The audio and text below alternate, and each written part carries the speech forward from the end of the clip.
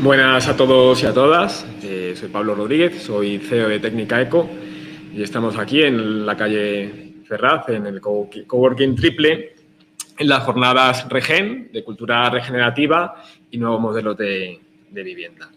Estas jornadas están promovidas, organizadas por Triple, que es la empresa que regenta el espacio, y por Distrito Natural, que es una promotora de impacto de nuevos modelos de vivienda.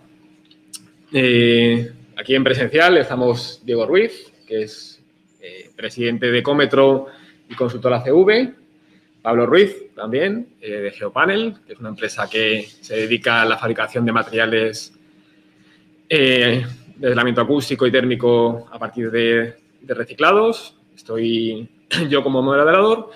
Y luego en digital tenemos a Paula Sánchez, de Ecocircular, una consultora empresa que trabaja en la parte de gestión de residuos, principalmente de construcción, aunque luego nos explicará más.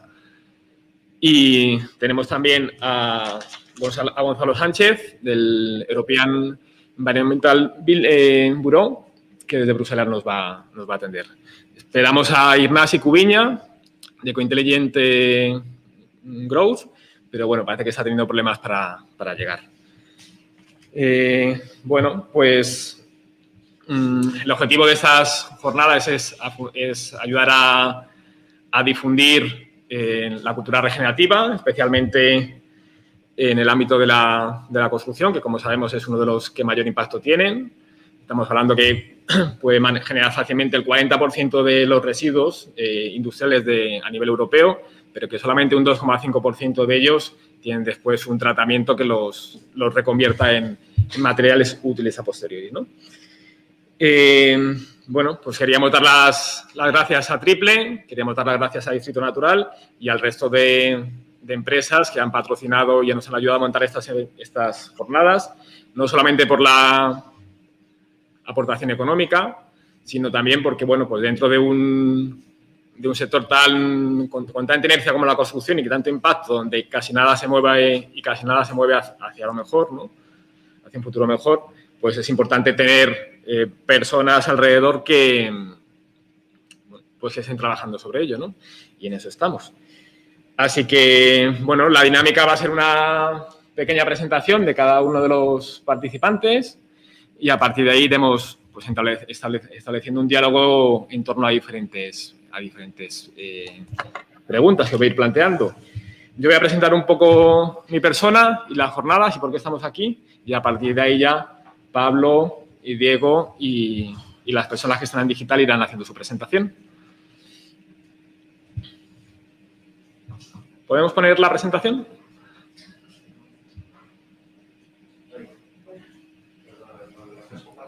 Sí.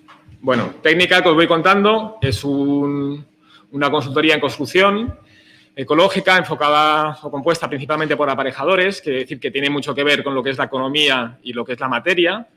Y bueno, inició su andadura hace tiempo con pequeñas viviendas y ahora mismo estamos ya trabajando principalmente con edificios, ¿no? Digamos que más o menos manejamos un control de obra de 2 o 3 millones de ejecución al año y bueno, pues que trabajamos o intentamos de alguna forma que lo que es investigación, aquí nos hemos quedado descolocados. Empezamos con pequeñas viviendas, ya estamos en edificios. Como veis, un poco la misma temática, pero con mucho más escala, ¿no? Y trabajamos, o decíamos, ¿no?, que queríamos llevar un poco la seguridad de hacer las cosas bien, de una forma innovadora, pero bien, al mundo de la construcción, sin hacer demasiados experimentos, asegurando la calidad y que la cosa, o que los proyectos y los objetivos lleguen a buen cuerpo, ¿no?, a buen puerto. Trabajamos tanto con técnicas pues muy ancestrales, ¿no?, muy manuales, como con prefabricación. Y, bueno, pues intentamos que lo que es la apuesta por la ecología y la investigación se traslade luego al cliente, sea final o los técnicos o las promotoras, con calidad y a través de la experiencia que hemos ido acumulando desde esas pequeñas construcciones hasta cosas más grandes, ¿no? Y, como os decía, pues hacíamos consultoría para promotores, para constructores, para equipos de arquitectura, hacemos análisis de ciclo de vida y hacemos también control de ejecución, que ahí es donde os ponía un poco el volumen anual para que veáis que, bueno, pues que la apuesta ya era seria, ¿no? Y nada, pues ¿qué es la economía circular? yo la primera vez que me lo plantearon, dije, pues yo también hago de eso, ¿no? Y me acordé de un proyecto que hicimos en el que lo que conseguimos fue transformar una mobile home que teníamos debajo de una cubierta y lo transformamos en una casa. Entonces, la mobile home la sacamos y la llevamos a un camping que le dio un uso final y todo. ¿Se puede actualizar la...? Vale, bueno, a la izquierda veis, ¿no? Lo que era, bueno, pues una mobile home con una cubierta encima de teja y una estructura metálica. No sé qué está pasando. Aquí, vale, de acuerdo. Bueno, pues a la izquierda veis eso, ¿no? Una mobile home que ya estaba totalmente fuera de uso. Eso lo llevamos a un camping, se le dio un uso final y lo que hicimos fue, viendo lo que teníamos allí en esa obra, ¿no? Que era una estructura metálica con teja y los materiales que sabíamos que teníamos de las últimas obras que habíamos hecho nosotros y que tenían nuestros proveedores también en stock fuera ya de uso objetivo, ¿no? Bueno, lo que hicimos fue adaptar el diseño a lo que podíamos hacer, a las necesidades del cliente, utilizar materiales que provenían de reciclaje. En este caso, teníamos lana de oveja, teníamos también perlita que se utilizaba en tareas agrícolas y que el padre del dueño tenía porque era agricultor. Entonces, desmontamos los perfiles, hicimos una casa de ladrillo, reutilizamos los perfiles metálicos, las ventanas procedieron de una demolición que llevamos y de los restos de ventanas que no habían llegado a buen uso de nuestro fabricante. Y bueno, pues luego dentro, en la siguiente diapositiva se ve cómo lo terminamos con barro, que es un material totalmente reciclable, que fuera ya de esa experiencia, cuando se pique, se puede volver a utilizar y queda una casa, bueno, totalmente válida, ¿no? Entonces, bueno, yo en principio pensé que tenía mucho que ver con lo material, pero luego ya investigando hace un par de años, vino que tenía otras muchas más, bueno, perspectivas, ¿no? También relacionadas con lo económico y sobre todo con el agotamiento de materiales. No es tanto, o no era tanto, ¿no?, qué hacemos con los desechos finales, sino cómo conseguimos captarlos, ¿no? Estamos viviendo en estos meses un momento de bastante alza de precios de los materiales de construcción, porque entre el parón de las fábricas y, bueno, pues la entrada ya a gran escala de China en el sector residencial, se están agotando los recursos disponibles, ¿no? Y bueno, pues el caso es que las materias primas se están acabando y están subiendo un 30, un 40, un 100%, cosas como el acero, la madera o los aislamientos, ¿no?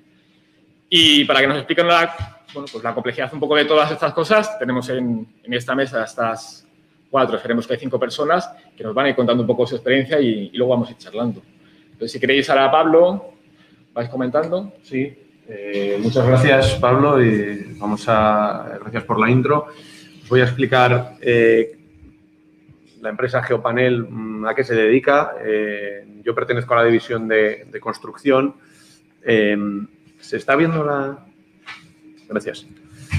Nosotros somos una empresa de una trayectoria de en torno a 75 años que nos dedicamos a fabricar aislantes acústicos y aislantes térmicos. Disponemos de distintas marcas comerciales dentro del sector de la construcción. Pues las más conocidas son Geopanel e Impact, que es una lámina de impacto de altas prestaciones.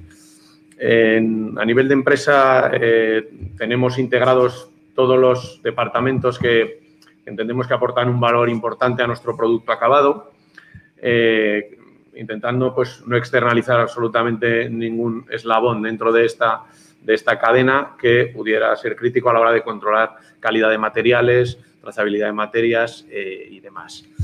Tenemos tres divisiones principales dentro de la empresa, que son automoción, construcción e industrial.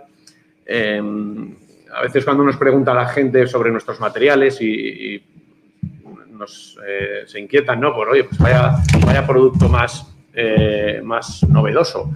Pues no es así, porque este material se iba utilizando muchísimos años en otras divisiones, como por ejemplo son las de automoción, en aislamiento acústico, concretamente para vehículos. La división de construcción es la que más viene a cuento en el día de hoy y luego también tenemos una división industrial dentro de la que fabricamos también, siempre bajo la perspectiva que ahora comentaremos de bajo impacto ambiental, aislantes técnicos para, a mí me gustaría destacar sobre todo, transportar medicamentos, transportar vacunas o transportar alimentos. El geopanel, yo he traído nuestra materia prima y un trozo de un producto acabado. Es un aislante que está hecho en base de reciclado textil. Nosotros revalorizamos residuo textil, que no tendría otro camino que un vertedero o una incineradora, y lo que hacemos es pues, configurar unos paneles que se pueden instalar en edificios o en coches para aislar térmica y acústicamente. El producto que empleamos es un 80% de fibra reciclada, de algodón reciclado, y es un material 100% reciclable. Nos gusta, aparte del tema ecológico, nos gusta siempre subrayar que nuestros materiales presentan unas prestaciones térmicas y acústicas muy elevadas y tienen una durabilidad pues, contrastada, tienen una larga vida útil. Estamos muy orgullosos dentro de nuestro proceso de fabricación de poder afirmar que es un proceso de bajo consumo energético. Nuestra huella de carbono es baja, sin necesidad de compensarla en este caso porque trabajamos siempre a temperaturas muy bajas. La gama Geopanel, su origen es principalmente textil, algodón textil, que por su color característico pues ya nos descubro mucho si os digo que viene de vaqueros. El origen puede ser preconsumo o posconsumo. Tenemos materiales para todas las soluciones constructivas y, bueno, pues también tenemos una gama que se llama Geopet, está comenzando a entrar ahora en proyectos de acústica decorativa, de acondicionamiento acústico. En lo que es aislamiento propiamente dicho no está funcionando tanto, sobre todo porque está en una fase más inicial. El Geopet está fabricado 100% en poliéster y ahora mismo tenemos un proyecto muy interesante de revalorización de botellas de plástico que han ido a los contenedores en paneles aislantes de diversas prestaciones y de diversas categorías. Aquí hay algún ejemplo, se pueden emplear en soluciones vistas para acondicionamiento acústico porque al igual que los paneles de algodón pues presentan unas prestaciones de absorción acústica muy interesantes. Y bueno, pues ya con esto voy acabando. Estamos ahora mismo en una fase inicial, pero yo entiendo que ya imparable, de revalorización de residuo, de plástico residuo, en este caso extraído de los mares. Ya no revalorizamos ese residuo que cae en contenedores, sino que directamente también lo que queremos es extraerlo de los mares y revalorizarlo. Yo siempre hago una reflexión, allá donde voy, donde tenemos la suerte, como en este caso, que nos dejen compartir un micrófono. Cada uno de nosotros tenemos una parte de responsabilidad a nivel individual y a nivel colectiva para cuidar nuestro planeta. Está en nuestras manos hacer algo o no hacerlo. Nosotros llevamos muchos años, llevamos muchas décadas revalorizando residuos y creemos que es lo que mejor sabemos hacer y estamos convencidos de que tenemos que seguir haciéndolo. A partir de ahí, pues muchas gracias a la organización y a todos los espectadores y a partir de aquí, pues nos emplazamos a cualquier pregunta. Perfecto. Bueno, pues parece que Ignasi finalmente sí que ha podido llegar, Ignasi Cubillas. Así que, bueno, mientras que se va sentando, Diego, si te parece. Bueno, pues muchas gracias. Primero quiero agradecer tanto al Instituto Natural como a Triple pues la oportunidad, pues siempre un poco de mostrar su actividad, ¿no? Y su aporte un poco pues a toda esta corriente de la economía circular, ¿no? Que efectivamente pues no es algo nuevo, ¿no? Es decir, no es algo nuevo ya que, bueno, pues hay numerosos antecedentes. Se puede decir que tenemos antecedentes de la iniciativa de Cradle to Cradle, también iniciativas como, por ejemplo, el tema de la ecología industrial, aquellos polígonos industriales o aquellos parques industriales que intentaban, bueno, pues regenerar todos los residuos, ¿no? que se generaban, ¿no? También esa filosofía de la economía de los servicios, ¿no? bueno, pues aunque al final son los productos los que proveen los servicios, bueno, pues centrarse más en el servicio más que en el producto, ¿no? Por supuesto, el ecodiseño, el biomimetismo, ¿no? Y, bueno, pues en algunos casos la malograda economía colaborativa, ¿no? Entonces, bueno, ya digo que todo esto pues no es nada nuevo, ¿no? Está claro, ¿no? Cuando a mí me hablaban de criterios pues evidentemente, pues viendo un poquito lo que ha pasado con el tratamiento que se da de la información ambiental y la especialización que hemos encontrado, en lo que nos encontramos los últimos años, en la necesidad de cuantificar, porque vivimos en una sociedad técnica y tenemos que cuantificar las cosas y evidentemente los impactos ambientales, pero ya no los impactos ambientales, sino los económicos y los sociales, tenemos que cuantificarlos pues, para poder evaluarlos y para tener, pues, tomar decisiones informadas, ¿no? Que es pues, lo más, sin duda alguna, lo más importante, ¿no? Entonces, lo que ha pasado con el ACV, pues también se puede llevar a todos los temas, toda esta corriente de economía circular, ¿no? Y es la necesidad de aportar, de pasar de un relato, de una filosofía, bueno, pues a una actividad que pueda estar regulada, normada, o sea, con normativa y que tenga pues puindicadores de desempeño, ¿no? Pues para poder desechar algunas estrategias que aparentemente pueden resultar interesantes, pueden estar alineadas con la economía circular, pero que luego pues al final pues a lo mejor puede ser que no sea así, ¿no? Entonces, principalmente para mí una de las cosas más importantes es poder empezar a cuantificar, ¿no? Está claro que la economía circular fomenta el reciclaje, pero a veces está claro que el reciclaje ya es un fracaso, ¿no? Es decir, hay que intentar hacer que los productos, hacer que los edificios pues duren más, tengan más vida útil, ¿no? Está claro, ¿no? Y ya el reciclaje en cierto modo es una forma de fracaso, ¿no? Pero aún así fomenta mucho el reciclaje, ¿no? Entonces puede ser que en algunos materiales pues a lo mejor pues efectivamente no sea la estrategia más idónea, ¿no? Entonces ahí el ACV, el análisis de ciclo de vida, pues puede aportar bastante información, ¿no? Algunos ciclos o algún diseño de ciclos, porque la economía circular se basa en el diseño de ciclos. Bueno, pues estos ciclos en algunos casos pues pueden suponer más transporte. Entonces, bueno, o a lo mejor incluso puede llegar a ser que el material reciclado pues pueda tener incluso peores prestaciones, lo que pondría en juego pues la etapa de uso, ¿no? El reference service life, ¿no? La vida útil, ¿no? Entonces, está claro que ahí el análisis de ciclo de vida es muy interesante.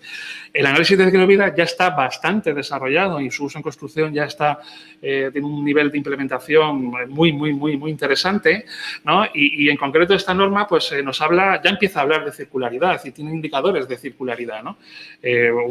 Mediante una declaración ambiental de producto o mediante un análisis de ciclo de vida o los indicadores que están en esta norma, pues uno pues ya da información de los materiales a la entrada, los materiales a la salida del ciclo de vida, el famoso módulo D, que nos habla un poco pues, de cuáles son los impactos evitados por el hecho de darle a los materiales una segunda vida, ¿no? Si bien todos estos indicadores están un poco deslavazados, ¿no? Es decir, o sea, no permiten dar una imagen de la circularidad de un producto, ¿no? O de un edificio, ¿no? Entonces, cuando uno se pone a investigar un poco acerca de indicadores de circularidad, pues la verdad es que, bueno, pues en ese deseo de empezar a objetivar las cosas, pues estamos en un desarrollo iniciales, ¿no? Y entonces nos encontramos con muchísimas iniciativas en este sentido, ¿no? Voy a citar a un par de ellas, ¿no? Como, bueno, pues el indicador de circularidad material de la Fundación Ellen MacArthur, que es una de las organizaciones que, sin duda, bueno, pues más está apostando por todo el tema de la economía circular, ¿bien? Bueno, pues la propia certificación Cradle to Cradle tiene un indicador de reutilización material, ¿no? Que en este caso, bueno, pues tiene en cuenta pues tanto el contenido de reciclado o renovable de ciclo corto y también pues tiene en cuenta pues el enviado a reciclar, ¿no? En cualquier caso, ya digo, no voy a meter mucho más en estos indicadores, en el número de ellos, porque ya digo que uno pues se puede encontrar bastantes iniciativas. Si bien los dos que he mencionado pues son sin duda alguna los que mayor nivel de implementación tienen, ¿no?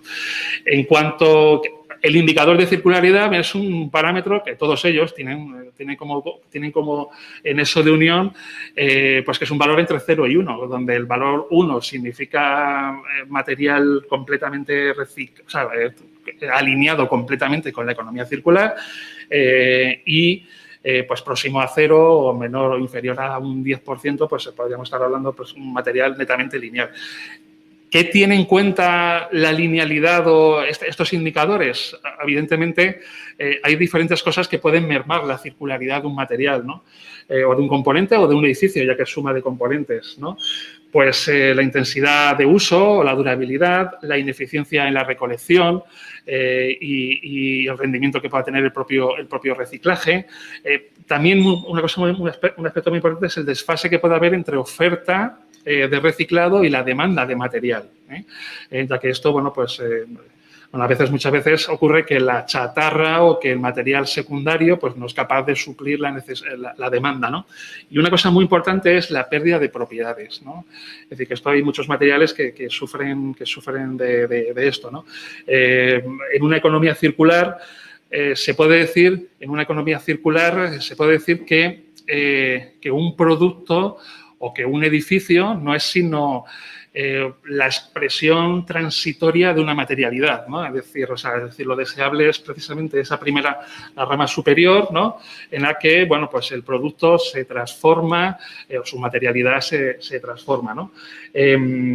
Y se conservan las propiedades, esto sí es bastante importante, ¿no? Entonces, bueno, nosotros hemos estado trabajando en el último tiempo, bueno, en el último año en un informe en el que se comparan diferentes materiales con estos indicadores de los que hemos hablado. No vamos a entrar mucho más en ello y lo que a mí sí me gustaría es un poco pues introducirlo dentro del debate, pues las áreas un poco de desarrollo que tenemos que trabajar para la implementación de la economía circular dentro del sector de la construcción, ¿no?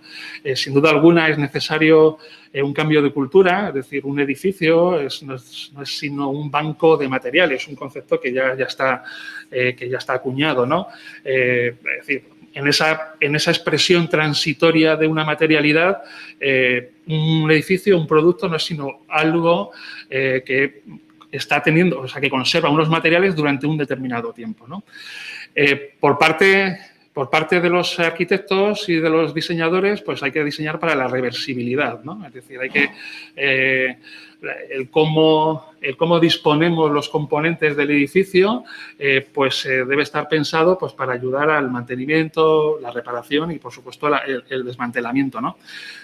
Un poco lo que he empezado anteriormente, la evaluación de la circularidad, es decir, para poder comparar, para poder mejorar hay que comparar y para poder comparar hay que medir, ¿no? Entonces hay que trabajar el mundo de los indicadores, la armonización de sus criterios y otro aspecto muy importante es toda esta revolución que estamos viviendo con el BIM, pues meterla dentro, evidentemente incorporarla, ¿no? El famoso pasaporte de materiales, ¿no?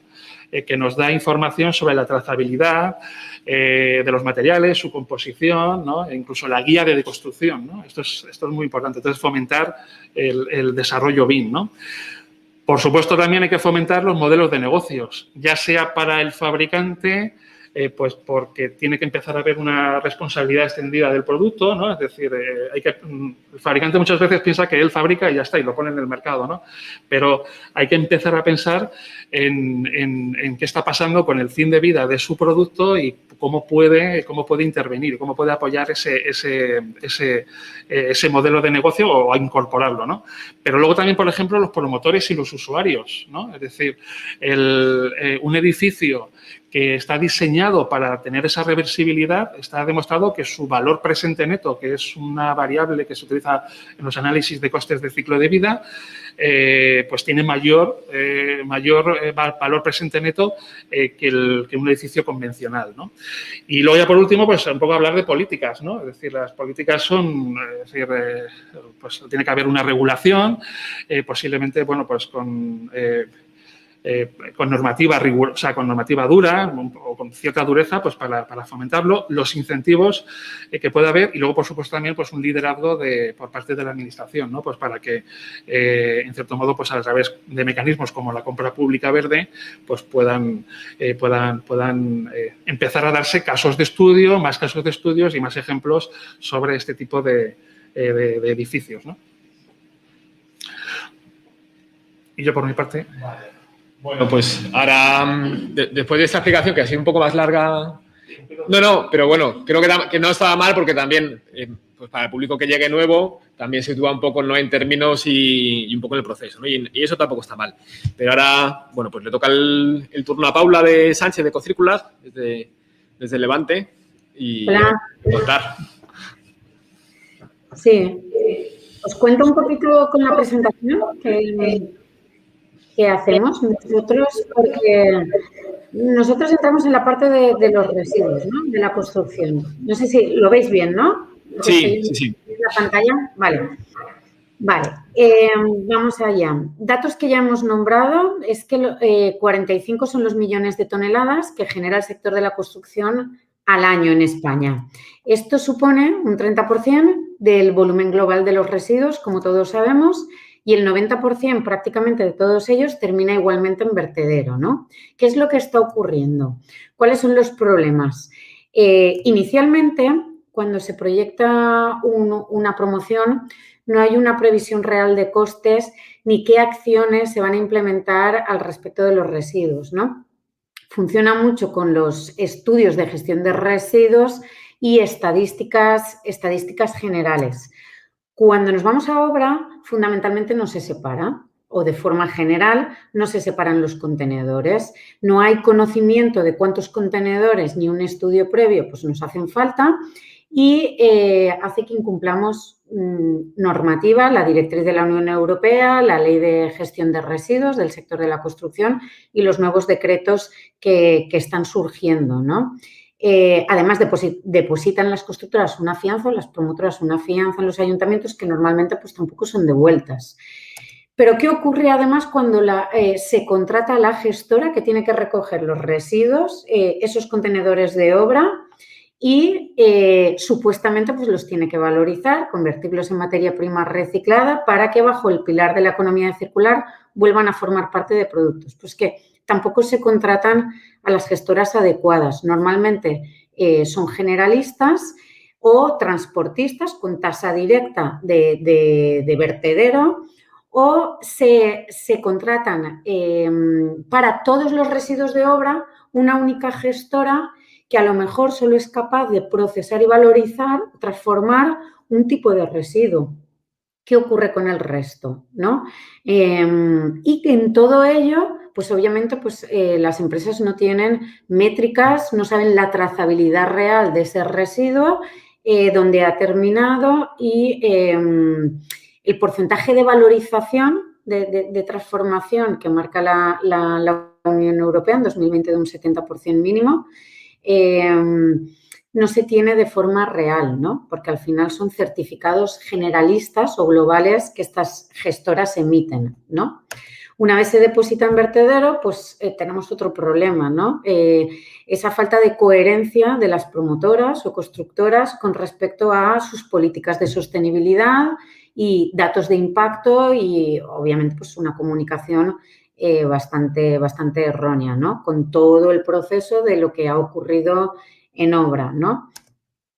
Por eso nace Ecocircular, ¿no? Nuestra misión es evitar que los residuos terminen en vertedero. ¿Cómo lo hacemos? Nuestra gestión circular de residuos empieza desde el estudio previo. Nosotros analizamos no solo a nivel de cubicajes y de tipologías LER en profundidad la promoción, sino que además tenemos un mapeo de todas las tipologías de gestoras, no solo de flujos de residuos y fabricantes finales que podemos adaptar a la ubicación también de la obra, ¿no? Ayudamos a formar a la gente in situ. Hace falta mucha formación al respecto para todos los equipos técnicos que hay en obra, porque no se trata muchas veces de poner 10 contenedores y no tengo sitio en la obra. Es que a veces una saca te soluciona, ¿no? O de planta en planta te soluciona cómo gestionar ese residuo. A lo mejor hay veces que hay algunos residuos que sí se pueden combinar o mezclar, ¿no? Y junto con la coordinación de esas gestoras tenemos una plataforma, nuestra herramienta software, en la que recopilamos de cada contenedor que sale de obra toda la trazabilidad real, asegurándonos la canalización del fabricante final.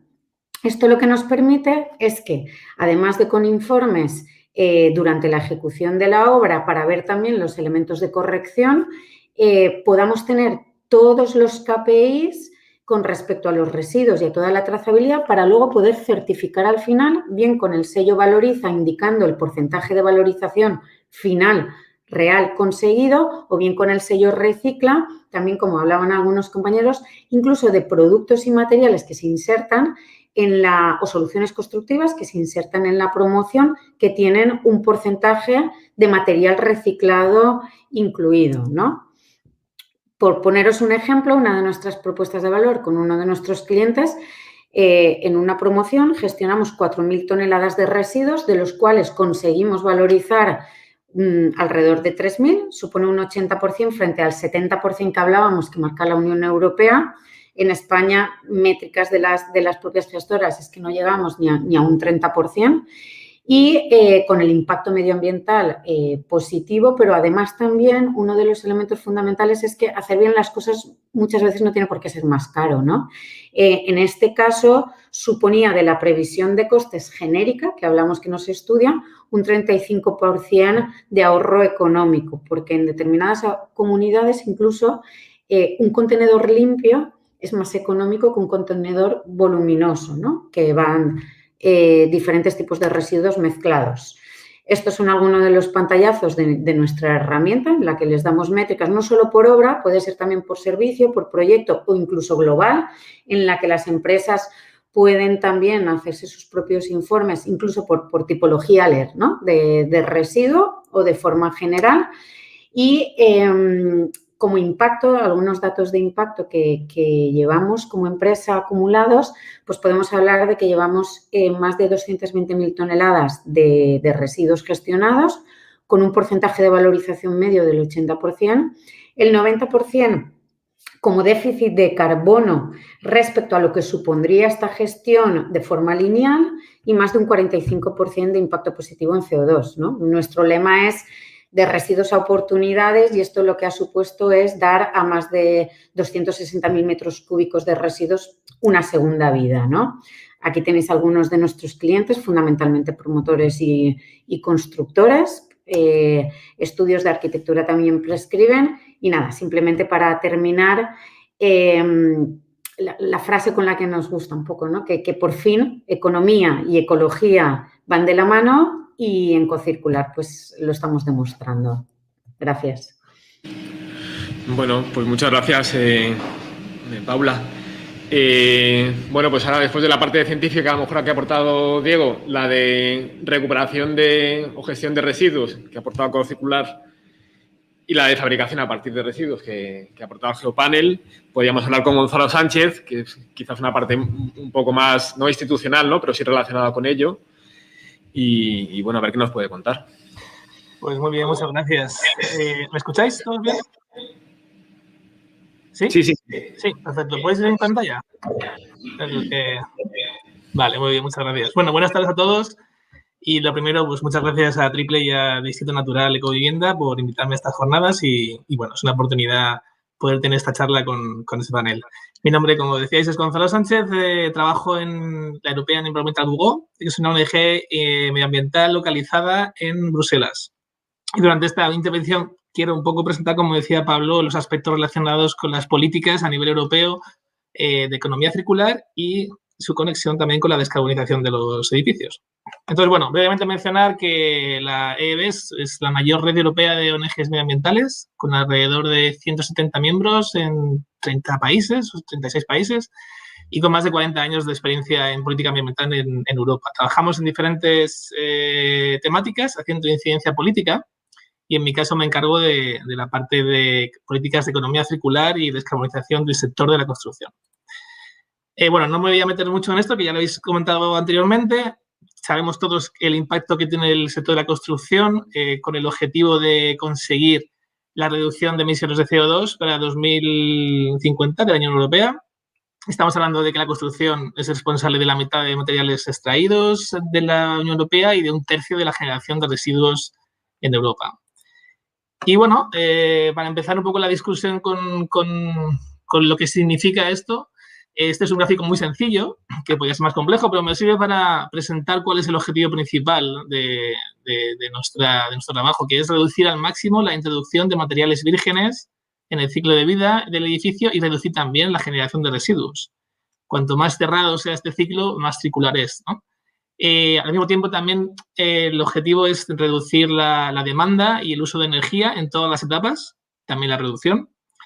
Y, bueno, respecto a esas dos variables, consideramos que es la manera que propicia una adecuada descarbonización del sector. Si nos centramos un poco más en el marco político europeo, hay dos iniciativas o dos políticas que son las primeras que vienen a la cabeza, ¿no? Que es la Directiva de Gestión de Residuos y el Plan de Acción de la Economía Circular, que fue lanzado con el European Green Deal.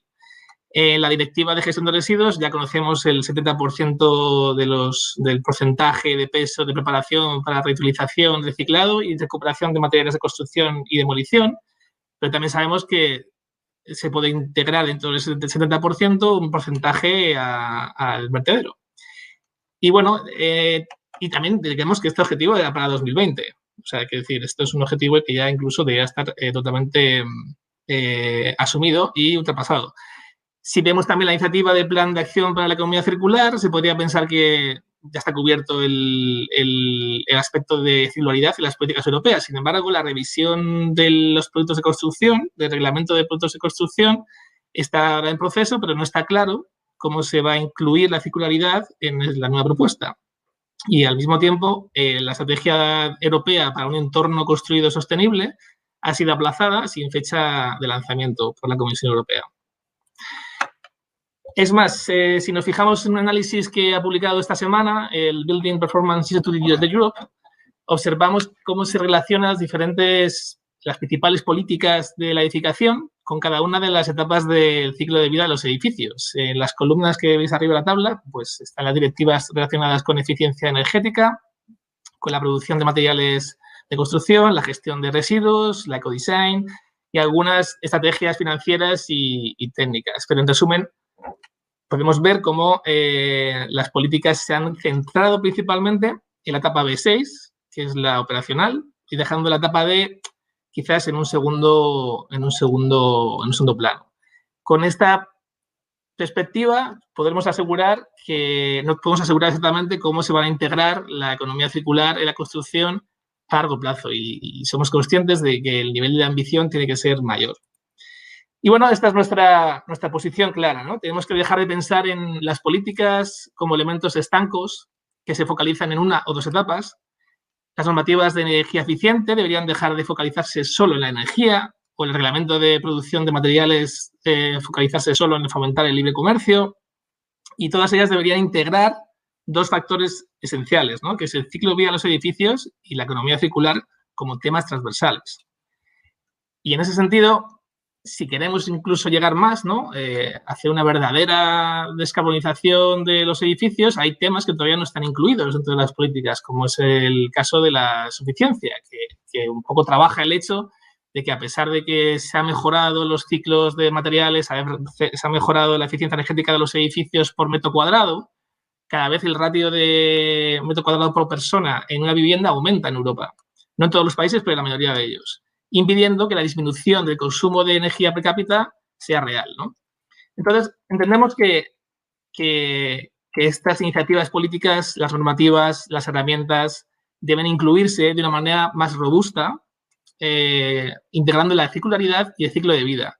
Pero para ello es necesaria una visión holística que potencie las conexiones entre todas las políticas y las realidades del sector de la construcción y del entorno construido.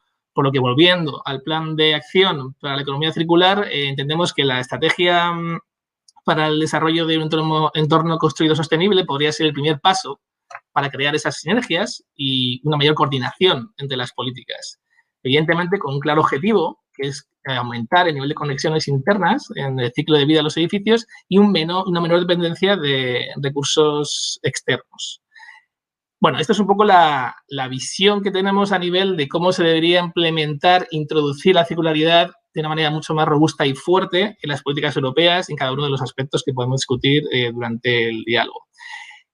En concreto, y para terminar esta pequeña introducción, hay 3 factores que nos parecen fundamentales a la hora de promover la circularidad en los edificios. Por un lado, es establecer unos porcentajes claros para la utilización y recuperación de materiales reciclados y utilizados en nuevas edificaciones y rehabilitaciones. En segundo lugar, es potenciar la recogida y compartición de datos de los materiales de construcción. Y en tercer lugar, crear un mercado local de materiales reciclados y reutilizados. Estos 3 puntos nos parecen clave dentro de la gestión de residuos y circularidad. Luego podemos entrar, si queréis, de manera más concreta en cómo esto se puede desarrollar a nivel más específico y con unos objetivos establecidos en los próximos años. También mencionar que es un tema que se está discutiendo en diferentes plataformas. Nosotros formamos parte de una coalición que se llama Building Life Coalition, donde hay diferentes ONGs, diferentes asociaciones de industria, redes de ciudades, que estamos discutiendo una hoja de ruta para promover en 2050 edificios descarbonizados basados en la circularidad y en el ciclo de vida de los edificios y establecer cuáles son los objetivos en los próximos años que deben integrar en las políticas europeas para fomentar este tipo de acciones que sean más normales y sean más efectivas. Y bueno, pues muchas gracias. Simplemente era ahora una pequeña introducción para poder empezar ahora a discutir con más profundidad. Muy bien, pues muchas gracias, Gonzalo. Vamos ahora a dar paso a Ignasi Cubiña, que, bueno, a mí, en lo que he ido investigando un poco, me llama la atención que, pues que muchas veces asociamos la economía circular, la CV, la ecología, un poco a la obligación de reducir el impacto, ¿no? Y parece que él abre un poco también la mano, ¿no? O habla de la abundancia desde la economía circular, ¿no? Un poco poniéndolo también en positivo como creación de oportunidades, ¿no? ¿Ignasi? ¿Ignasi? ¿Hola?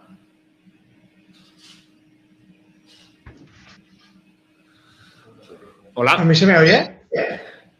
Sí, a ti se te oye. Yo no oigo nada. No oyes nada. Bueno, pues quizás... ¿Sí? Sí te oímos, sí.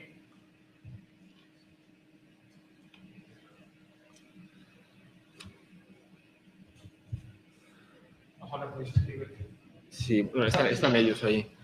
Bueno, si os parece, mientras que... Igual se puede volver a conectar, ¿no? Entrar y salir.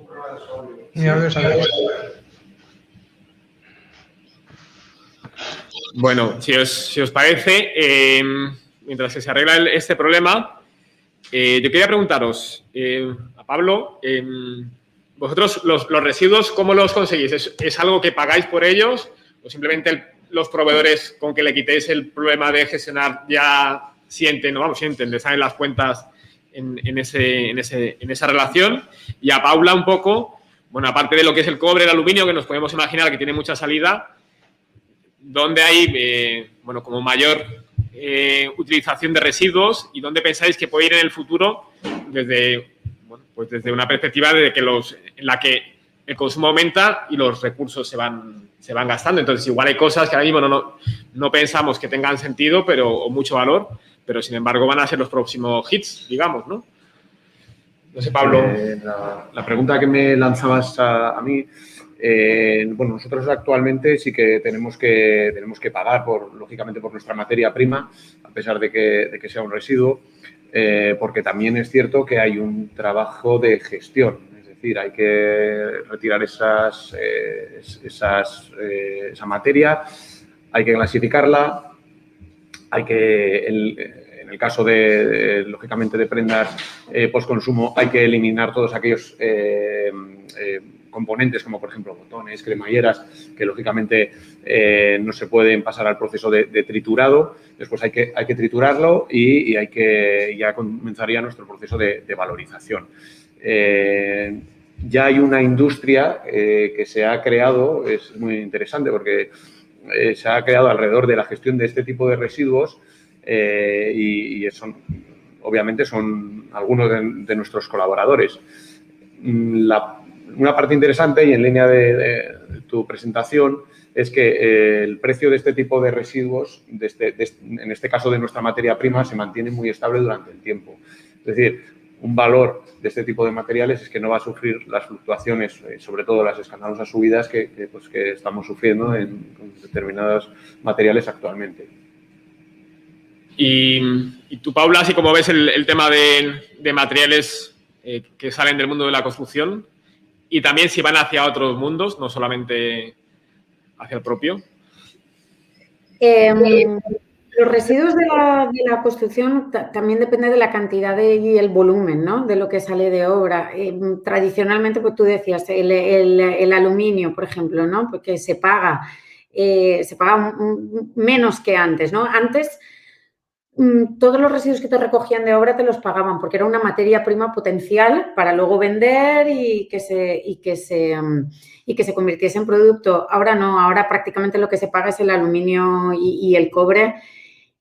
Tienen que pagar las constructoras, precisamente como comentaba nuestro compañero, para que se lleven ese residuo, lo gestionen estas gestoras y lo transformen, ¿no?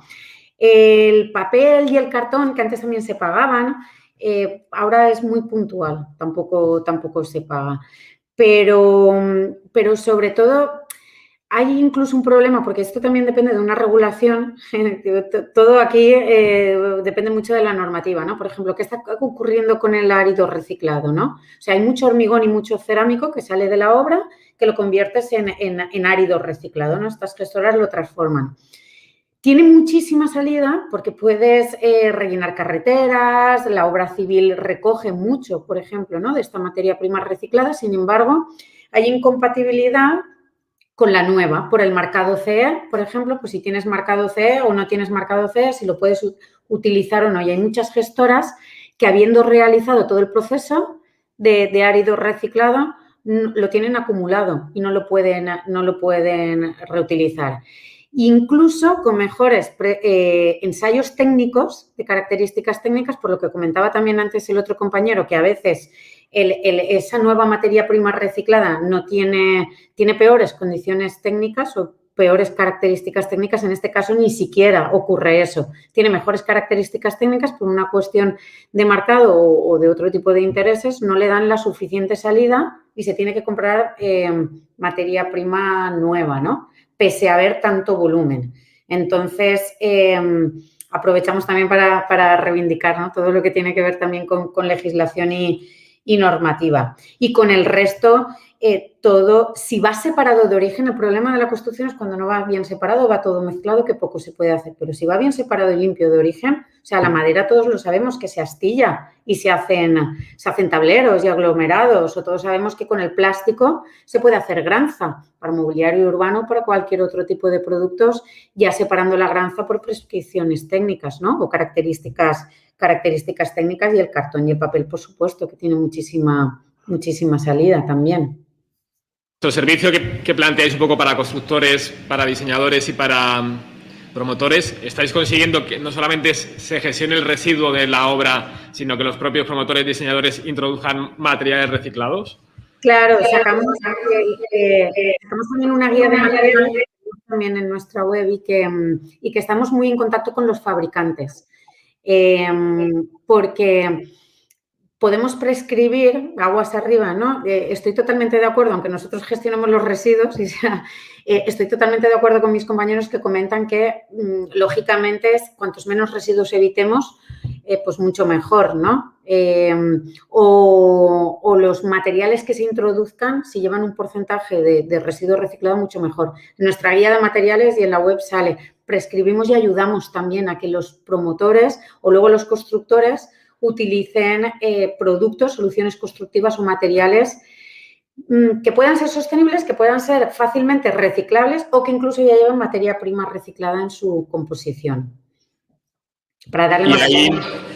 Y ahí, Diego y Gonzalo, ¿pensáis que que la normativa también va a empezar, no solamente la fiscal o de obligación de reciclaje, sino hay un trabajo en que se haga investigación sobre la calidad de los materiales para implementarlos, para poder implementarlos, ¿no? Lo que hablábamos del árido, lo que comentaba Pablo del árido, ¿no? O sea, entiendo que los marcados las características de los áridos para hormigones, en este caso, pues vienen prescritas, bueno, por un comité científico que es la que luego saca una norma diciendo esto vale y esto no vale. Pero hasta que no haya investigación sobre cómo se comportan, tampoco nadie va a poder darle el visto bueno. ¿En ese sentido se está avanzando? Diego, no sé si quieres, Diego, tú o...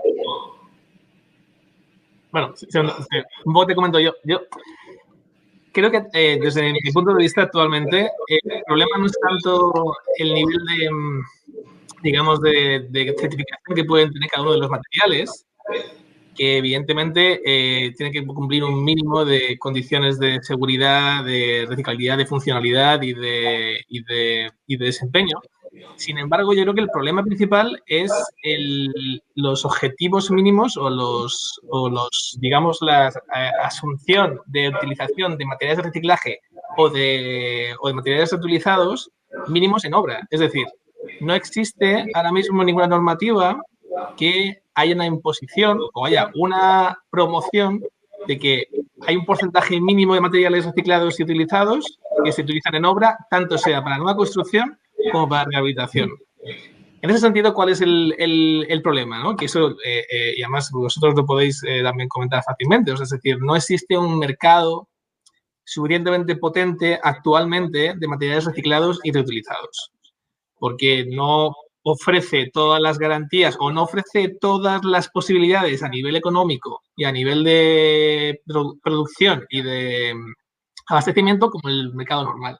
Sin embargo, esa transición se tiene que hacer en algún momento. Es decir, no podemos entrar en ese ciclo en el que no se puede utilizar los materiales reciclados o reutilizados como los principales porque no existe un abastecimiento total, pero no al mismo tiempo no se puede fomentar porque no existe. Es decir, hay que ver la manera paso a paso en la que ese proceso de implementación y de adquisición de materiales reciclados y reutilizados se implementa en las obras y en la construcción y en la renovación. Y en ese sentido, hay dos factores que yo considero que son principales. Por un lado, plantear esa ambición, esos objetivos claros y definidos de cuál es el porcentaje de materiales que podemos incluir ya en la renovación y en la nueva construcción, establecer en los próximos años, a 2030, 2040, cuál puede ser ese porcentaje, comenzar promoviendo ese cambio de dinámica desde la administración pública con, como ya hemos comentado antes, con la compra pública verde, que todavía no es obligatoria y no se incluyen esos porcentajes dentro de la compra pública verde, y al mismo tiempo todo el proceso de renovación y de las ayudas que van a venir de la Unión Europea, en concreto con la Renovation Wave, que pretende la renovación de una gran parte del stock inmobiliario de viviendas, establecer unos mínimos de reutilización y uso de materiales reciclados. Unos mínimos que sean viables, pero para empezar la rueda. Es decir, es una rueda que tenemos que comenzar en diferentes sentidos, desde la financiación, desde la política y desde el propio uso a nivel local para potenciar un mayor desarrollo en los próximos años de todo esto. Y es verdad que tenemos buenas experiencias en muchos municipios. Si vemos un poco algunos proyectos europeos, como por ejemplo el City Loop, y en el que vemos que, por ejemplo, pues ciudades como Viena o incluso Sevilla, que también está incluida, o Porto, están haciendo proyectos en el que hay una promoción a nivel de la gestión de los residuos en construcción para que puedan ser utilizados en obra. Entonces, hay como unas diferentes variables en las que creo que se debería concentrar los esfuerzos en los próximos años, en las que se propicie esa generación económica de la utilización de estos materiales. Quizás, en mi opinión, no es tanto el problema de las condiciones técnicas físicas de cada material, que creo que es un tema que se puede arreglar fácilmente o que de alguna manera u otra son simplemente procesos en los que podemos meter más investigación para hacerlo más efectivo y más sencillo la validación, pero el gran problema a nivel de la implementación viene por el hecho del cambio de cultura, del cambio de la economía a nivel local y del soporte de una transformación del sector de la construcción hacia otro lado que no es en el que trabaja ahora mismo. ¿Y Ignasi cómo ve esto? Creo que Ignasi ya está por aquí. Sí, ¿me oís? Te oímos, te oímos. ¿Cómo lo ve Eco-Intelligent Growth? Estas cuestiones. Bueno, de momento solamente lo veo porque oírlo lo oigo desde hace pocos minutos, con lo cual, bueno, lo primero que tengo que decir es que sí, desde luego, el tema del marketplace es fundamental, claro. Esto es a lo que nos estamos dedicando nosotros desde hace un tiempo. Para la creación de una economía circular industrial, si no viene desde la demanda, no se conseguirá nunca. O sea, esto es de cajón. Y eso es a lo que nosotros tenemos puesto el foco, con plataformas paneuropeas, por cierto, porque consideramos que las plataformas únicamente españolas no son suficientes para hacer esto. Y esto es lo que estamos intentando generar, que son incentivos para todos los actores del mercado para que entiendan que el residuo no tiene cabida en el mundo de la construcción, que todo se tiene que gestionar como un activo, que ese es un activo físico y que tiene asociada una información que creo que es muy optimista la persona, perdona que ahora no recuerdo tu nombre, cuando dice que esto es una cuestión de procesos y un tema técnico. Sí, pero no es tan fácil. La información a nivel de material, a nivel de solución constructiva y tener una información que te permita la gestión de un material como un activo de calidad y por lo tanto con un valor residual elevado, que es el motor de la creación del marketplace, eso no se hace de la noche a la mañana. De hecho, nosotros llevamos más de 15 años con esto, desde el mundo del crédito y la economía circular. Y yo estoy en una constructora. O sea, nosotros tenemos un impacto directo sobre los criterios de compras, etcétera, etcétera, ¿no? ¿Qué es lo que sucede? Pues que por una parte estamos en esta fase de transición en la que hay que generar el marketplace, que ese marketplace de alguna manera tiene que estar motivado por la demanda y no por la oferta. El marketplace motivado por la oferta ya hemos visto que no funciona. Y por otra parte hay que generar una serie de indicadores para los diferentes actores, y no solamente son los que normalmente participan o que tienen más visibilidad, sino por ejemplo, para los inversores, para las administraciones y para todos los actores que vengan apareciendo en el mundo de la promoción inmobiliaria.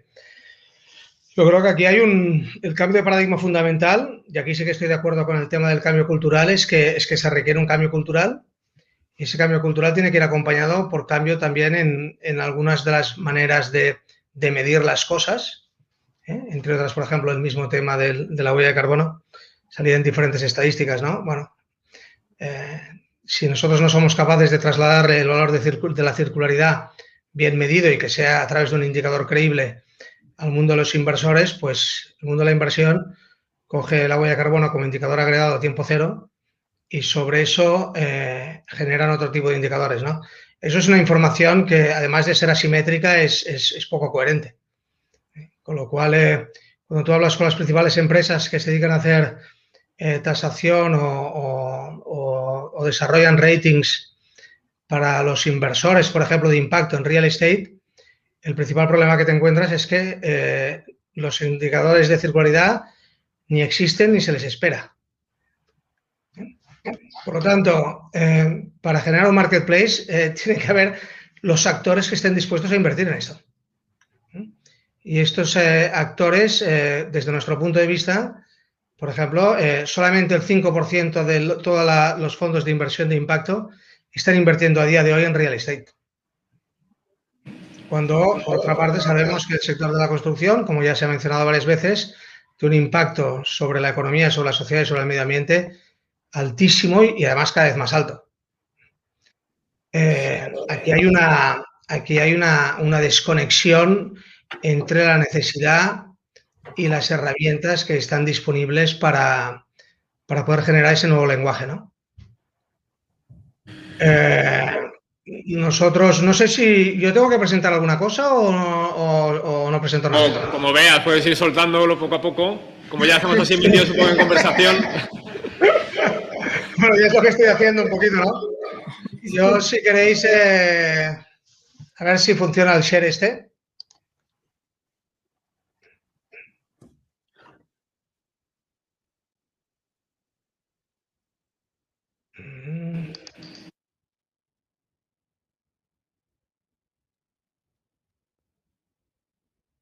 Bueno.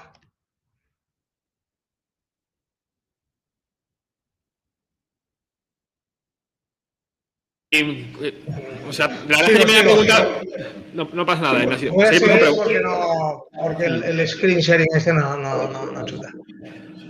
Bien, el tema de la información, estas ideas sobre plataformas de reciclaje de materiales, hace más de 20 años que están en el mercado. Sí, ¿y no sé si lo conocéis. Podemos conseguir, o sea, ¿cuánto pensáis que podemos conseguir materiales en plataformas reales de tamaño? O sea, no algo para hacer una mini reforma del cuarto de baño. Nosotros tenemos una base de datos con 3.400 pasaportes de materiales. Con eso podemos hacer cualquier edificio. Y además, con un qualification rating basado en el Cradle to Cradle, están incompletos, no todos tienen la misma calidad.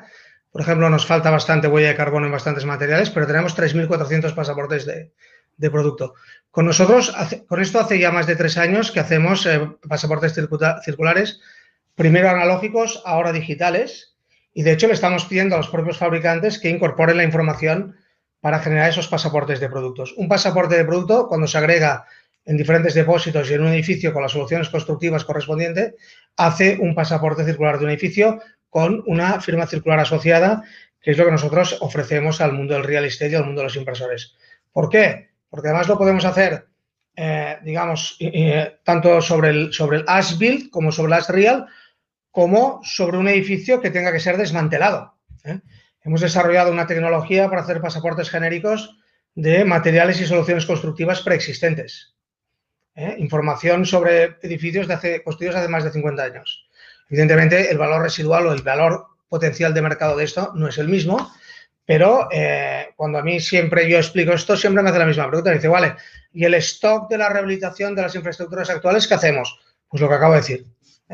Pasaportes genéricos, información digitalizada, registros actualizables, un sistema de rating y cualificación inspirado en el Cradle to Cradle, que a día de hoy es el único sistema de diseño y verificación a nivel de producto en la economía circular, con años, digamos, de testeo, y todo lo demás es generar masa crítica. Para nosotros la masa crítica requiere fundamentalmente de una parte importante de iniciativa privada y algo también de iniciativa pública. Por ponernos un ejemplo, los franceses han decidido que para potenciar la reutilización de materiales van a considerar como huella de carbono cero todos aquellos materiales que sean reutilizados. Sea cual sea su itinerario, evidentemente no enviados a un incinerador o a un vertedero, que sean reutilizados. Nosotros sabemos que esa huella de carbono no es cero. Y en el mundo de los transformadores, que es donde estamos poniendo el acento con nuestra tecnología de Circular Carbon Assessment, en el mundo de los transformadores es tan importante la descarbonización de la energía utilizada por el transformador como en la fase, digamos, de lo que es el carbono operativo, ¿no? De hecho, es más importante la fase del transformador en muchos casos. Bueno, tenemos que convencer al mundo de los transformadores que ahí hay una oportunidad para ellos. También para poner en valor las características de sus productos. Todo eso es generar un nuevo ecosistema que requiere y va a requerir también de mayor flexibilidad y mayor apertura de miras por parte de la legislación. Y sobre todo que todos aquellos que hasta ahora no han querido compartir la información, que sepan que lo único que no habilita la economía circular es la falta de transparencia y la falta de trazabilidad. Primero la falta de transparencia y luego la trazabilidad. No es ni una cuestión regulatoria ni una cuestión de nada, es un tema fundamentalmente cultural y que la gente entienda con todo el respeto, pero que el chatarrero de turno entienda que esto ya no va por ahí. O sea, no, ya no va porque, no, yo te cobro a tanto euro el metro cuadrado de la deconstrucción, pero tú no me pidas nada. Como mucho, pídeme los albaranes de entrega en el vertedero, que es a lo que me puedo comprometer. No. Nosotros queremos tener la información porque la queremos registrar, porque queremos generar esos edificios con bancos de materiales que, como sabéis, los que nos conocéis, llevamos casi 10 años preconizándolos. De hecho, tenemos casos de estudios realizados. Tenemos más de 150.000 metros cuadrados ahora que estamos gestionando de esta manera, solamente en España. En Francia, prácticamente 500.000 de metros cuadrados. La economía, la masa crítica la estamos empezando a tener. Y además a marchas forzadas, ¿eh? Es verdad que en España la administración empuja más tarde, menos y peor, pero por eso os decía lo del entorno paneuropeo, ¿no? Porque para nosotros como somos una constructora de aquí, la que IG como consultora, digamos, es la que tira el carro en todo este proceso, pero, por ejemplo, IG opera internacionalmente desde hace muchos años. Bueno, pues parece que nos hemos ido un poco presentando todos y todos aportando un poco las discusiones, y desde fuera nos están pidiendo información, no sé si es sobre estos temas que hemos tratado o sobre otros nuevos, pero estaría bien, bueno, pues que también tuviesen acceso, ¿no? Y nos preguntan, sí, yo quería decir una cosa. Efectivamente, yo creo que una de las claves es, sin duda alguna, romper el ciclo en el limbo en el que quedan muchos materiales, que es ese limbo, bueno, pues el que está establecido por la condición de fin de residuo, ¿no? Es decir, los criterios de condición de fin de residuo, ¿no? Que se han comentado aquí. Creo que Gonzalo pues hablaba efectivamente pues de que uno de ellos tiene que haber un mercado, claro, pero es que si no se genera esto, no se puede salir de ese bucle infinito en el que queda atrapado ese material, pues no puede salir, alcanzar la condición de fin de residuo y poder ser considerado como un material secundario, ¿no?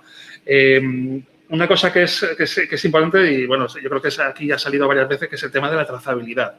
Es decir, la trazabilidad, los fabricantes lo tienen, cuando ponen su producto en el mercado, lo tienen a día de hoy todo al milímetro, ¿no? Ese esquema hay que llevarlo al fin de vida.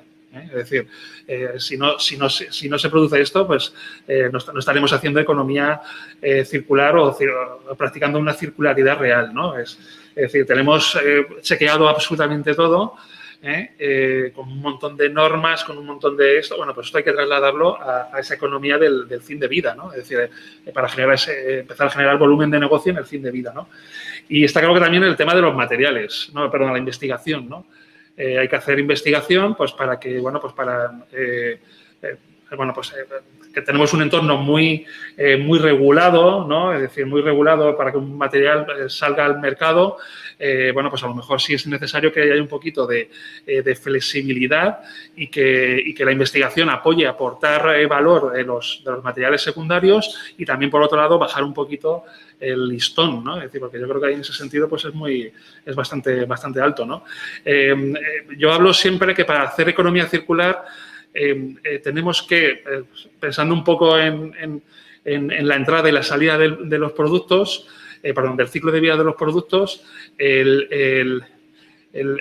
a día de hoy prácticamente el perfil o el esquema es una especie como de, sí, para verlo un poco lineal, empezando por el fin de vida, es como que las restricciones te hacen ser muy, muy restrictivo con lo que pones en el mercado, ¿vale? Y luego en el fin de vida, pues todo ello se va mezclando, y va perdiendo ese valor, ¿no? Entonces, sin duda alguna, una de las claves para facilitar la economía circular es que en el fin de vida bajar, o sea, es decir,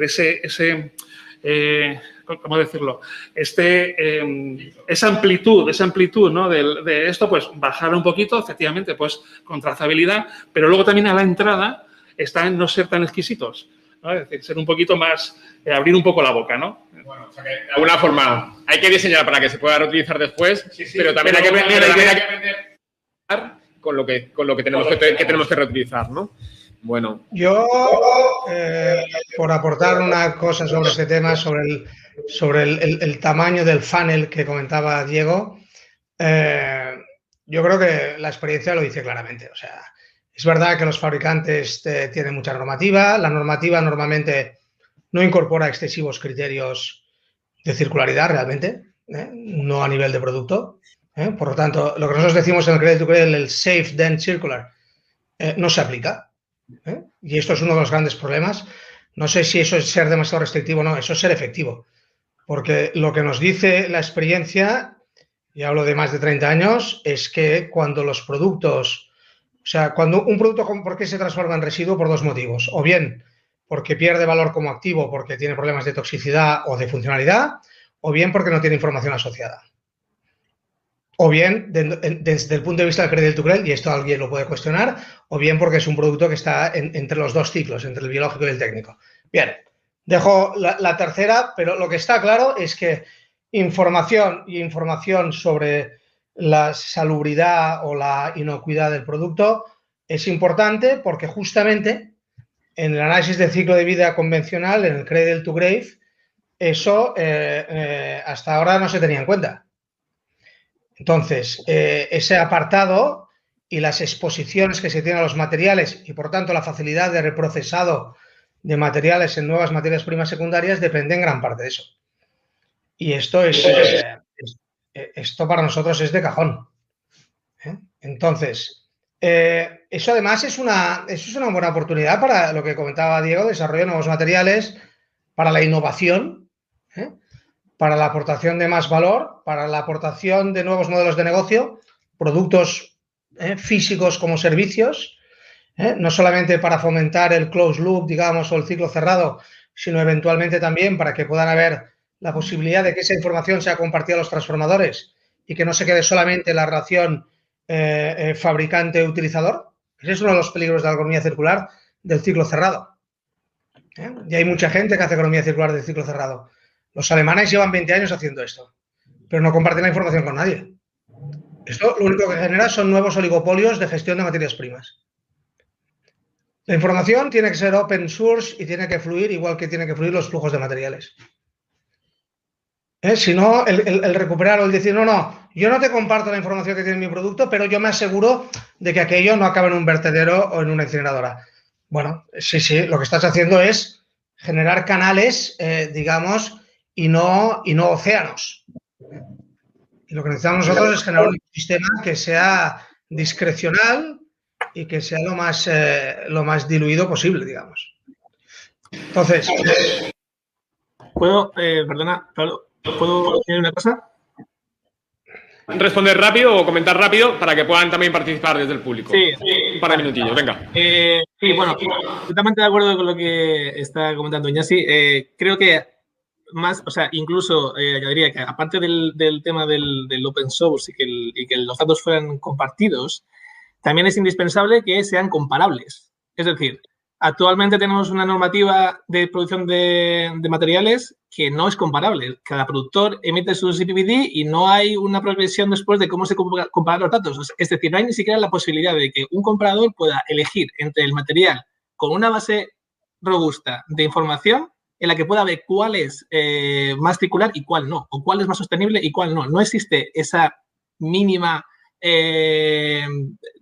digamos, establecimiento mínimo de comparabilidad de datos, o sea, lo cual es otro problema añadido a la hora de seleccionar cuáles son los productos que se pueden ser subvencionados o pueden ser financiados con algunas iniciativas económicas a nivel europeo.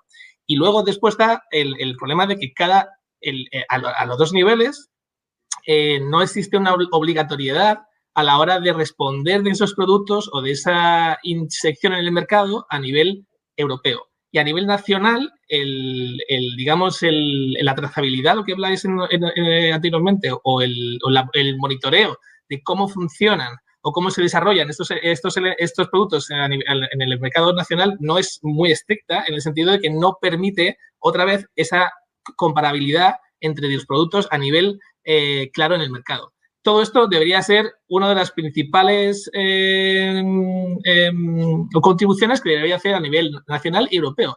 Y lo que también me gustaría un poco añadir al discurso general de lo que estamos comentando es que, por supuesto, entendemos que a nivel europeo hay unos niveles de potenciar en la economía circular que son altos y unos discursos que quizás, como decía Iñasi, va un poco más lentos en España. De todas maneras, hay una parte en la que la administración nacional o local puede asumir de manera independiente. Es decir, la economía circular sigue siendo un tema transversal en todas las políticas europeas que no está ahora mismo suficientemente implementada para que tenga un impacto real en el desarrollo, pero hay países que han decidido tomar una iniciativa distinta.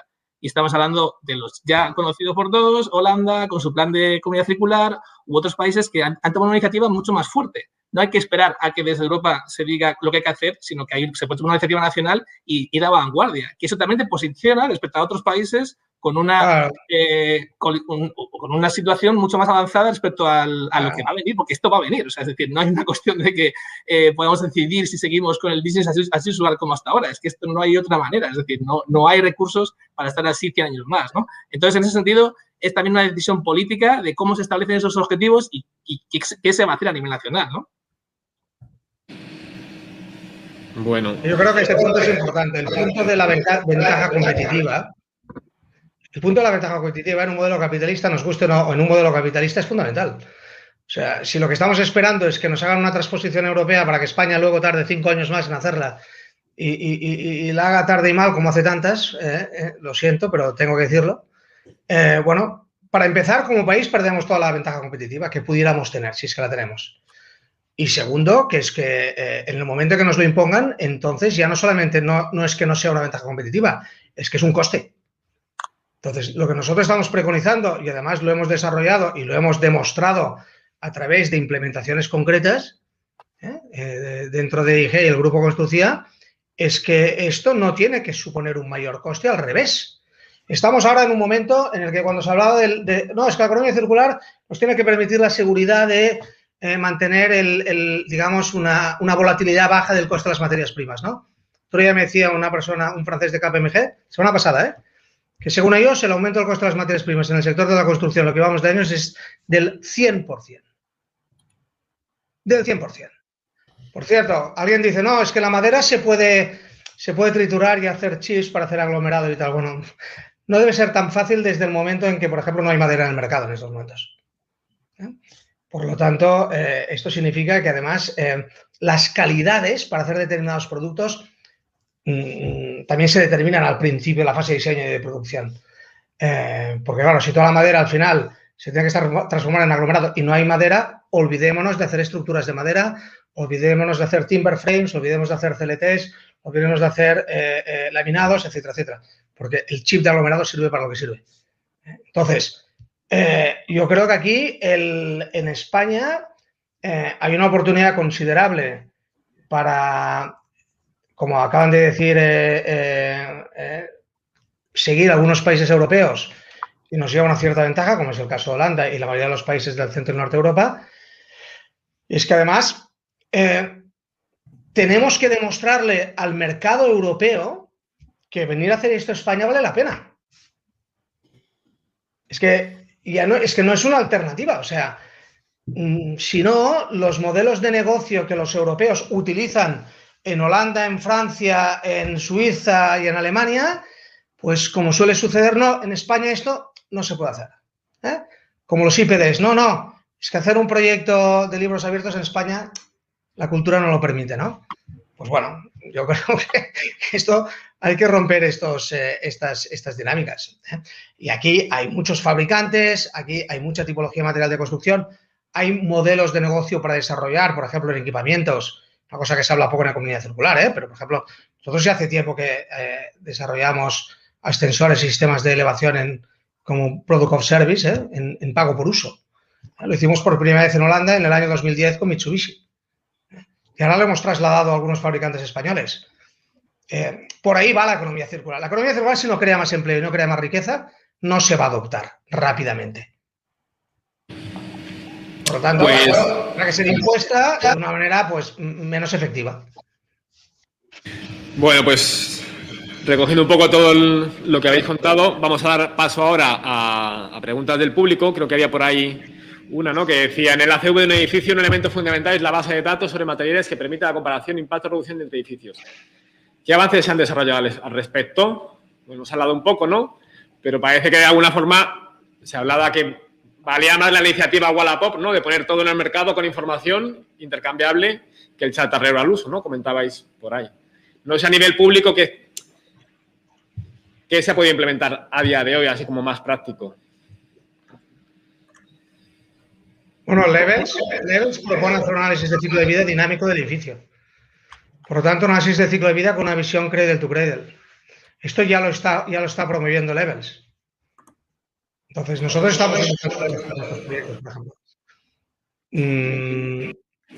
El análisis de ciclo de vida dinámico, por ejemplo, para el tema del cálculo de carbono, de la huella de carbono en un sistema circular es fundamental, porque el convencional no sirve. El módulo D de las bases de datos de análisis de ciclo de vida, el módulo D ya tiene en cuenta esto. Lo que pasa es que hay que ir más allá del módulo D. Entonces, yo creo que el análisis de ciclo de vida con visión cradle to cradle absolutamente. Y estoy absolutamente de acuerdo que estas bases de datos se tienen que alimentar. Me preguntaba Iñaki temas sobre la calidad del dato y la estabilidad del dato. Para mí las dos cosas son importantes. La calidad del dato porque permite la comparativa y permite que esto tenga consistencia, y luego la estabilidad del dato porque permite que, digamos, que se pueda registrar y que sirva de punto de referencia, ¿no? En este sentido, solo añadir que a nivel europeo, desde nuestra organización, estamos pidiendo precisamente esto, que haya una base de datos comparable.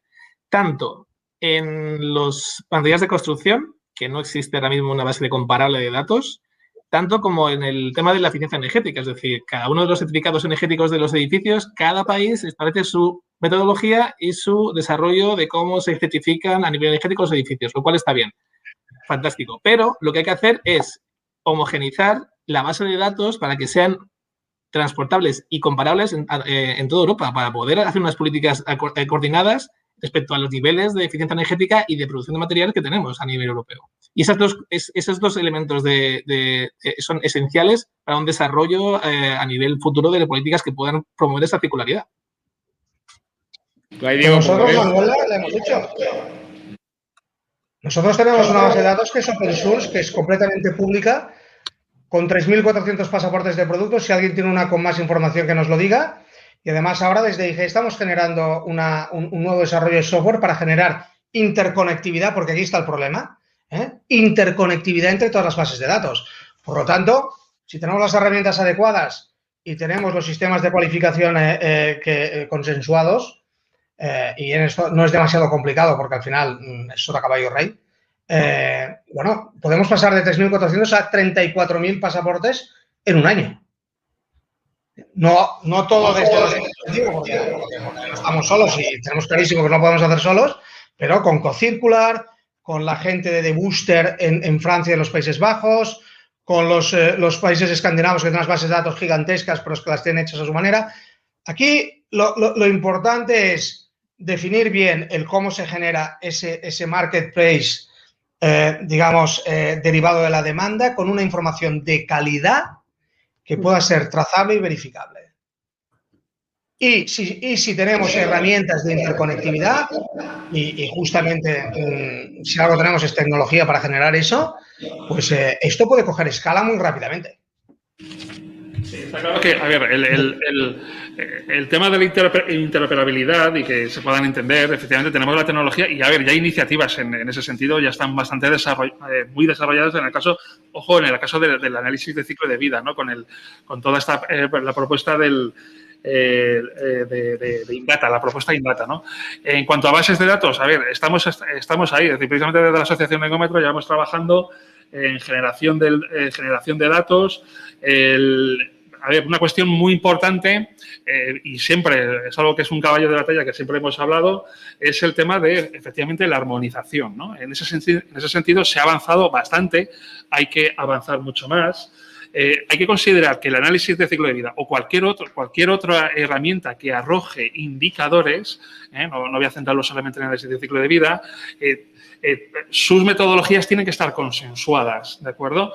Es decir, si nosotros, yo pongo siempre el ejemplo con cualquier otra característica que no sea cualquier característica de desempeño de un material, la transmitancia térmica, ¿no?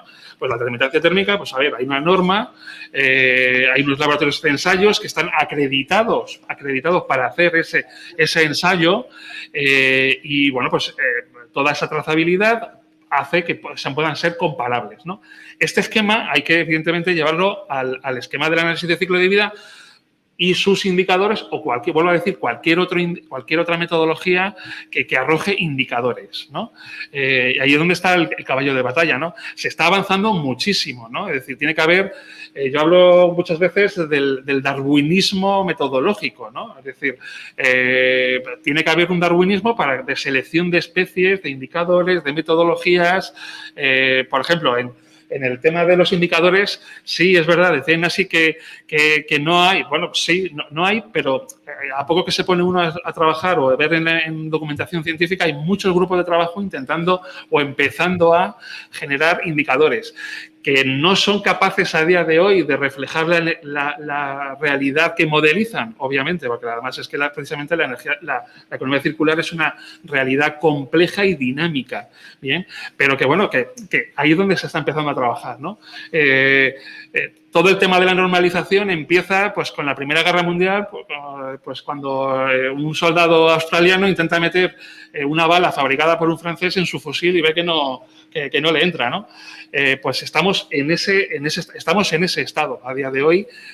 Con el ACV se ha avanzado muchísimo con el tema de las reglas de categoría de producto y entonces, bueno, pues hay que dejarle tiempo a que esta rueda se vaya haciendo más virtuosa y más con resultados mejores, ¿no? Me gustaría hacer un comentario. ¿Puedo hacer un comentario? Sí, es rápido, sí, porque queríamos responder a otra pregunta del público. Sí, no, muy rápido. Yo cuando hablaba de indicadores me refería a indicadores financieros, indicadores de impacto para el mundo financiero. Y nada, y esto. Sí, estamos al final de las mismas. Ahí. Es verdad que a nivel de material, a nivel de ambiental, pues se ha desarrollado mucho, pero y luego ese mismo esquema, ¿no? Yo hace 10 años cuando hacía análisis de ciclo de vida, pues lo mismo hacía un análisis de ciclo de vida de un chorizo que de aceite de oliva, que de un producto de construcción y bueno, pues evidentemente la persona que hace ensayos de laboratorio para medir la transmitancia térmica no es la misma persona que hace ensayos de laboratorio para medir el comportamiento frente al fuego. Ya está, es que es así. Y estamos hablando de una misma familia de materiales que son construcción, entonces es necesaria la especialización, ¿no? En la determinación de esos parámetros, ¿no? Bueno, pues vemos la siguiente pregunta que nos han hecho desde la gente que nos está siguiendo vía internet, ¿no? Y pregunta Begoña Fernández, ¿creéis válido coordinar el pasaporte citado con la taxonomía europea? Yo no sé, Paula, ¿qué piensas al respecto? Si tienes que aportar. No, yo la verdad que aquí no es mi área de especialidad. Creo que los compañeros estoy aprendiendo un montón, sobre todo de pasaporte y normativa regulatoria al respecto. O sea que les cedo la palabra a ellos en este punto. Bueno, ¿quién se atreve? Bueno, yo puedo hacer un pequeño en este tema. Lo primero que me gustaría decir es que el pasaporte no es un fin, es un medio. Es decir, el pasaporte nos sirve para para administrar esa base de datos y para promover, por ejemplo, en este caso, si queremos potenciar las renovaciones profundas de edificios o si queremos hacer una trazabilidad de las cantidades de materiales. Es decir, el pasaporte tiene sentido en tanto en cuanto nos lleva a donde queremos ir, que es a descarbonizar los edificios y a fomentar la economía circular. Entonces, en ese sentido, evidentemente la taxonomía puede recoger, y esperemos que recoja, aunque las discusiones todavía están en un proceso largo de definir hasta ese nivel, el uso de los pasaportes como ese medio, pero no podemos perder el objetivo que el uso final es promover la circularidad y promover la descarbonización de los edificios. Es decir, tanto en cuanto esto sea un open source que nos sirva para fomentar esas renovaciones profundas, para que tanto los clientes, o sea, los dueños de los edificios como los inversores conozcan cuál es la situación de los edificios y dónde se puede invertir, cómo invertir y de qué manera se puede potenciar esa nueva manera de entender la renovación de los edificios, tiene sentido. Y tendrá que ser metido en la taxonomía desde ese punto de vista. Si el pasaporte nos sirve solamente para hacer el negocio como lo hemos hecho hasta ahora, no debería estar incluido desde esa perspectiva. Bueno, pues nada, se nos va acabando el tiempo. La verdad es que ha sido muy interesante. Bueno, pues daros las gracias a todas las partes, hemos aprendido mucho. Yo me he quedado un poco también con el miedo, ¿no? De esa creación de valor en base al material embebido, digamos, en los edificios. Si algún día no nos desahuciarán de nuestra casa, no porque no podamos pagar alquiler, sino porque quieran vender los materiales que están introducidos, ¿no? En él. Pero bueno, el futuro dirá. En cualquier caso, bueno, pues muchas gracias por estar, gracias a los patrocinadores, gracias a Triple. Bueno, hemos visto que es muy interesante, pero que falta mucho camino por recorrer. Así que, bueno, me gustaría que en las jornadas del año que viene, que esperemos que haya, podamos juntarnos las mismas personas diferentes o más y podamos valorar cómo ha avanzado y también contar cada uno cómo pues ha ido implementando estas reflexiones en sus propias empresas o sus experiencias, ¿no? Y nada, recordaros, no por lo que estáis viendo ahora, sino por los diálogos que ha habido anteriormente, que todas estas charlas están disponibles en YouTube y que podéis, bueno, pues seguir formándose al final en cultura regenerativa y en formas diferentes de hacer edificios. Así que nada, pues un saludo a todos los que estáis aquí, a todas las que estáis fuera.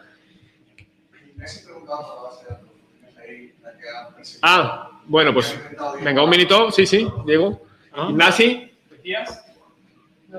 Alguien le preguntaba a Ignasi.